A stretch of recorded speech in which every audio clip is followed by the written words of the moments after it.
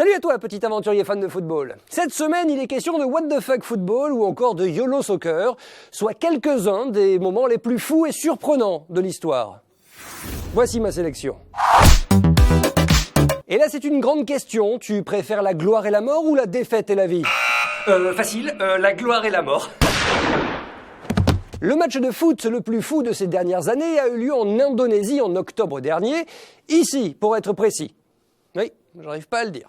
D'un côté le PSS Sleman et de l'autre le PS6 Semarang. Au départ, il s'agit d'un match de coupe assez classique, sauf qu'en France, un match de coupe classique donne lieu à des flocages pitch et à des interviews surréalistes de Daniel Leclerc. Mais pas là, non. Les mecs y sont allés fort. Ce match est ainsi devenu fou lorsque les buts contre leur camp ont commencé à affluer. Je m'explique.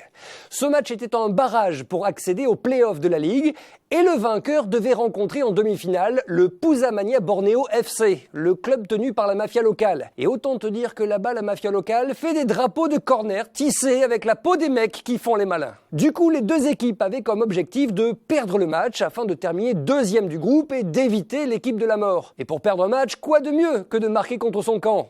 C'est pas Pierre Issa qui dira le contraire. Oh merde, non, 2 fois en plus, non, j'ai pas fait exprès. Au final, 5 buts contre leur camp ont été marqués lors de cette parodie de match et c'est finalement le PSS Sleman qui a remporté la confrontation en se mettant moins de buts que son adversaire, mais qui n'a finalement pas joué contre l'équipe de mafieux, car la commission de discipline du foot indonésien, au vu de cette attitude antisportive, a décidé de disqualifier les deux équipes, qui, au bout du compte, s'en sortent pas trop mal. Enfin, ils s'en sortent vivants, quoi. On est vivants On est presque tous vivants. La 5e Coupe du Monde de l'histoire s'est tenue en juin 54 en Suisse. Et parmi les 16 équipes qui ont participé au tournoi, la Turquie, mais pas l'Espagne. Pourquoi je précise ? Parce que la Coupe du Monde a vécu le plus grand moment Shifumi de sa carrière. Pour se qualifier, il fallait alors terminer premier de son groupe de qualification qui comptait 2 ou 3 équipes. Remarquez, une compétition à 3 maxi, c'est pas bête. Ce serait la seule façon que Richard Gasquet finisse un jour sur un podium. Bref, la Turquie et l'Espagne sont dans le même groupe de 2, avec une seule place qualificative au bout, sur match aller-retour. Le 6 janvier, devant 110 000 spectateurs, l'Espagne bat la Turquie 4-1, avant que la Turquie revienne à une victoire partout, 2 mois plus tard à Istanbul, en gagnant 1-0. Il y a donc le 17 mars, sur terrain neutre au Stadio Olimpico de Rome, le match qui doit les départager.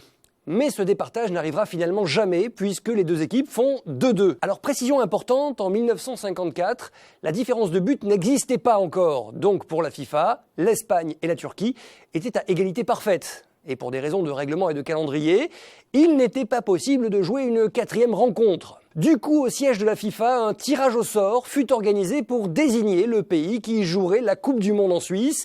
Un tirage au sort à la courte paille.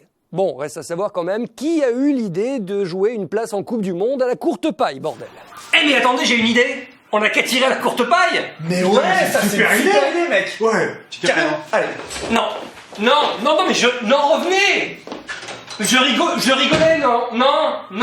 Situation improbable donc, et c'est un jeune Italien du nom de Luigi Franco Gemma, les yeux bandés, qui tira à la courte paille la Turquie, qui alla donc en Suisse pour la plus grande compétition mondiale. Bon, remarquez, il se murmure que Fred ait été choisi l'été dernier comme avant-centre du Brésil suite à une action ou vérité. Donc bon. À la semaine prochaine pour un nouveau numéro du Professeur Martinez, avec un numéro spécial, et ce sera un numéro spécial investigation et enquête. Les footballeurs sont-ils trop assistés? Extrait. C'est joli tous ces stickers, c'est l'influence de déco? Pas du tout, c'est mon agent, ils les avons collés. C'est pour me rappeler, il y a quoi qu'il est où. Vous êtes un peu con? Ouais. Abonne-toi, I know you want to be with you.